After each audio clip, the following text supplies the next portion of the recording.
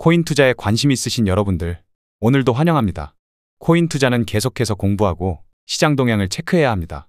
코인 투자는 전쟁과 같기 때문입니다. 세력들은 계속 우리를 속이려 들 것이고 개미들을 이용해서 유동성을 확보하려고 하겠죠. 우리는 세력을 이길 생각보다는 세력의 편에 서는 것이 중요합니다. 세력들의 움직임에 역행하기보다 해당 세력 움직임에 편승하는 것이 승리를 위한 지름길입니다.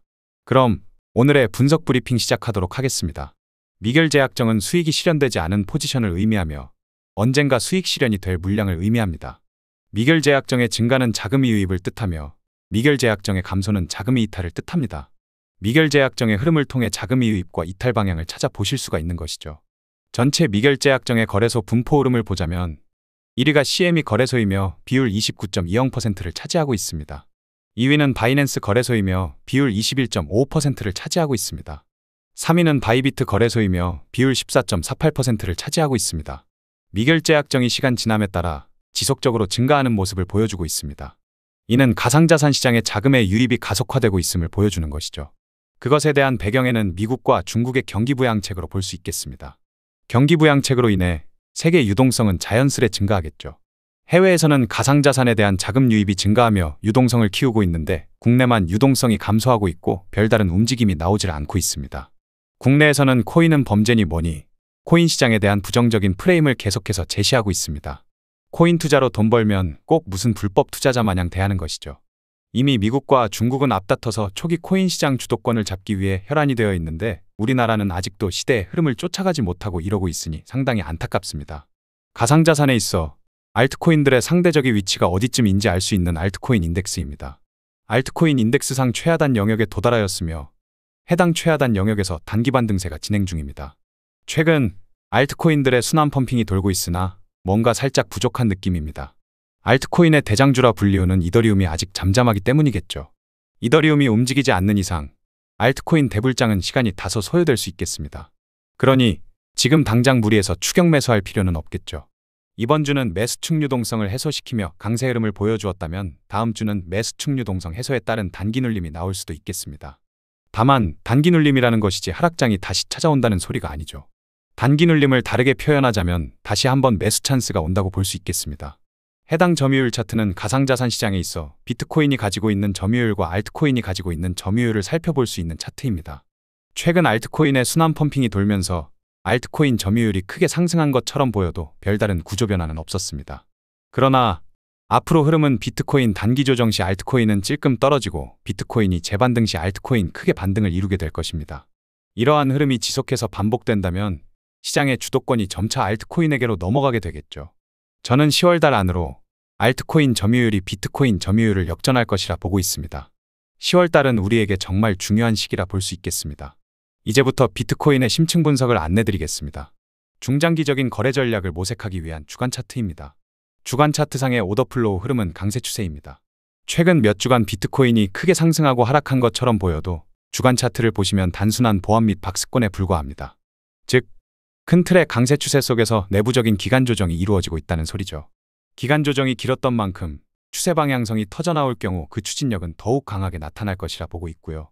정확히 어느 날 몇 시에 상방으로 뚫고 갈 것이다라고 말씀드리긴 어렵겠지만 결국 신고점 경신을 하며 상방으로 크게 승천해 나가리라는 관점은 변함없겠습니다. 해당 차트는 비트코인의 일봉 차트입니다. 일간 차트상의 오더플로우 흐름은 약세 추세가 진행 중입니다. 아직까지는 급히 매매할 필요가 없다는 것이 일봉상으로는 여전히 고점과 저점이 낮아지는 약세 추세에서 벗어나질 못했습니다.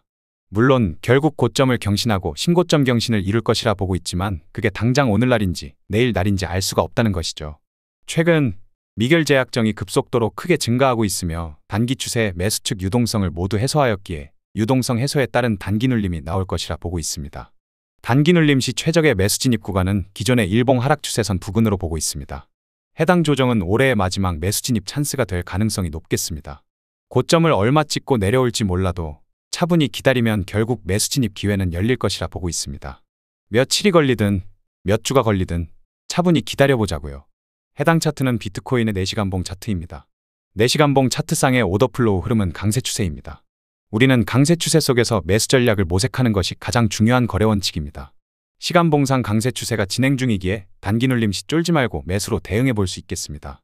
저는 최적의 매수 진입 구간을 4시간 봉상 수요존으로 보고 있으며 해당 4시간 봉상 수요존은 스윙 포지션으로 진입하기에 적합할 것으로 보여집니다. 해당 수요존의 가격대는 57,500에서 58,500달러입니다. 해당 차트는 비트코인의 1시간봉 차트입니다. 1시간봉 차트상의 오더플로우 흐름은 강세 추세입니다. 4시간봉과 1시간봉상의 수요존 57,500에서 58,500달러는 스윙 포지션으로 진입하기에 최적의 진입 구간이 될 것으로 보여집니다. 59,000달러 이상의 가격대는 프리미엄 영역으로 매수 진입하기엔 다소 메리트가 떨어짐을 의미하며 59,000달러 이하의 가격대는 디스카운트 영역으로 매수 진입하는데 효율적이겠죠. 시간이 다소 걸릴지 모르겠으나 스윙 포지션은 해당 가격대 도달 시까지 차분히 기다려보심이 좋겠습니다. 해당 차트는 비트코인의 15분봉 차트입니다. 15분봉 차트상의 오더플로우 흐름은 강세 추세입니다. 스윙 포지션 진입 구간은 4시간봉과 1시간봉으로 설정해 볼 수 있었습니다. 단타 포지션 진입 구간은 분봉으로 설정하시면 되겠죠. 저 같은 경우는 현물 포트폴리오를 스윙 종목과 단타 종목으로 나누어서 구상하고 있습니다. 포트폴리오 일부는 스윙으로 끌고 가고 포트폴리오 일부는 단타로 치고 빠지는 것이죠. 단타 포지션 매수 진입 시 주요한 매수 영역은 15분 봉상의 수요존과 강세 오더블럭 영역으로 꼽을 수 있겠습니다. 수요존의 가격대는 61,850달러 부근을 나타내고 있으며 강세 오더블럭 영역은 6만에서 6700달러 부근을 나타내고 있습니다. 해당 두 가격대 도달 시에는 단기적으로라도 강한 기술적 반등이 나올 수 있는 요충지입니다. 스윙 포지션이 됐든 단타 포지션이 됐든 매수 진입까지는 다소 기다림이 필요하겠습니다. 우리가 9월 초에 매수 진입해서 9월 말에 매도하는데 약 한 달의 시간이 걸린 것처럼 재매수하는데도 기다림의 시간이 필요한 법입니다. 그것을 통해 본인만의 매매 흐름과 호흡을 만들어가는 것이죠. 적절한 매도 가격까지 기다린 것처럼 적절한 매수 가격까지 다시 기다려보자고요. 금일의 주요한 유동성 가격대를 확인해 보겠습니다. 우리가 유동성을 확인하는 이유는 무엇일까요? 세력은 결국 유동성을 목표로 움직이게 됩니다. 시장 참여자들의 주문 오더가 밀집한 영역을 찾아 사냥에 나서는 것이죠. 따라서 우리는 유동성 이끌림 방향을 캐치하는 것이 중요합니다. 일간 매수층 유동성은 66,320달러에 형성되어 있으며 주간 매수층 유동성은 해소되었습니다. 일간 매도층 유동성은 65,310달러, 주간 매도층 유동성은 57,450달러에 형성되어 있습니다. 이번 주는 월요일 개장하자마자 주간 매수층 유동성을 해소시키면서 주간 내내 강세 흐름을 보여주었습니다. 다음 주는 9월 월봉 마감이 이루어지며 10월에 월봉이 시작되는 한 주가 되겠죠. 다음 주 주간 매도측 유동성을 해소시킨다면 단기 눌림의 시작이라고 보시면 되겠고, 다음 주 주간 매수측 유동성을 재차 해소시켜준다면 단기 눌림 없이 그대로 원웨이 상승장 시작이라고 보시면 되겠습니다. 비트코인의 시간 세션별 가격 움직임을 확인해 보겠습니다. 각 시간 세션별 유동성은 왜 체크하는 것일까요? 아시아 세션에서는 일본 엔화, 한국 원화 등의 유동성이 크게 나오는 세션입니다. 해당 시간 동안 아시아의 유동성이 가장 활발하며 미국 달러는 해당 세션 동안 대부분 통합 및 보합되는 경향이 있습니다.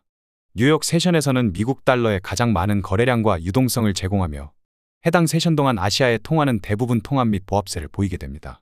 즉, 가격과 시간은 긴밀한 상관관계가 있다는 것이며 각 시간대 세션별로 유동성을 체크하는 것은 기술적 분석의 시작입니다. 그럼 세션별 흐름을 살펴보도록 하겠습니다. 아시아 세션에서 아시아 로우 값과 아시아 하이 값을 통해 유동성을 만들어냈고, 런던 세션에서는 아시아 로우 값을 해소시키며 약세 움직임을 보여주었습니다.